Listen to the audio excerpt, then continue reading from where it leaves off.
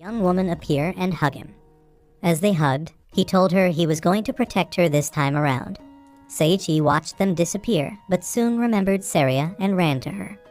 When he reached her, he noticed that she had started to fade away, so he kissed her right before she disappeared. Oh my god, bro. Suddenly, bright light shone in the area, and a beautiful girl with red hair and a pink flower in her hair appeared in the spot where Saria was lying.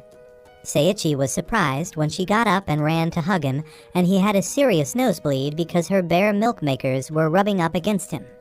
He was even more stunned when he realized that the girl was Saria, and he regretted the fact that he shared his first kiss with a gorilla instead of the hottie in front of him.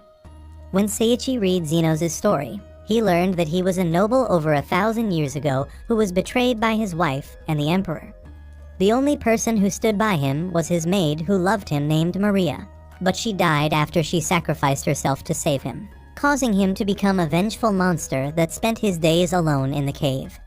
Moved by their story, Seiichi told Saria that he was glad he was able to reunite the two again.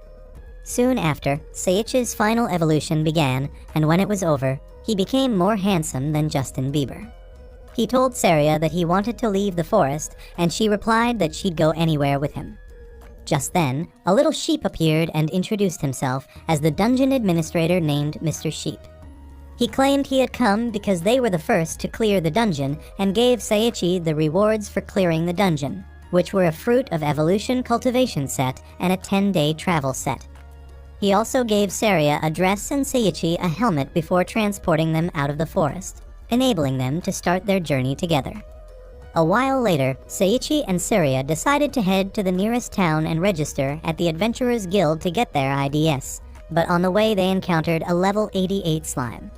Seiichi easily defeated it and realized he had become overpowered. Among the items that dropped was a pair of boots, which gave them some skill cards that allowed him to level up. However, Seiichi wasn't happy about leveling up because he felt he was becoming a monster and he didn't like it. When he took off his helmet, it transformed into a robe and Saria handed him the note that fell out of it. It was a letter from Mr. Sheep, and in it he explained that the helmet changed because Seiichi had leveled up and the robe had the ability to hide his true strength from others.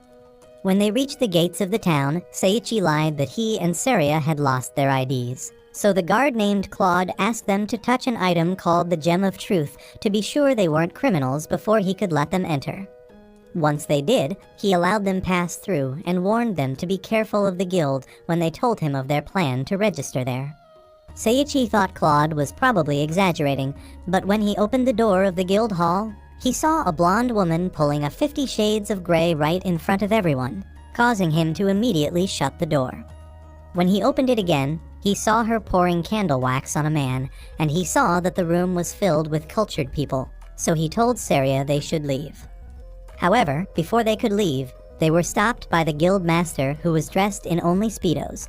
He introduced himself as Guskel, and Seiichi immediately realized that he was a muscle-headed idiot. He flexed his muscles in their face and strategically pushed them into the building. Inside the guild hall, he called the attention of the blonde woman who immediately changed her outfit and introduced herself as Eris, the receptionist. She told him that their guild collected information from around the world and added that if he signed up with them, he'd have access to this insane pool of information. Saria said it would be a good idea to join the guild, and as they finished their registration, 3 Viking wannabes with mohawks came in and asked Seiichi to come with them.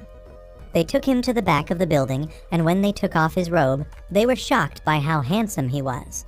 Seiichi was caught off guard when he saw their leader had stripped into his birthday suit and was even more shocked when they told him that it was their welcome party for him.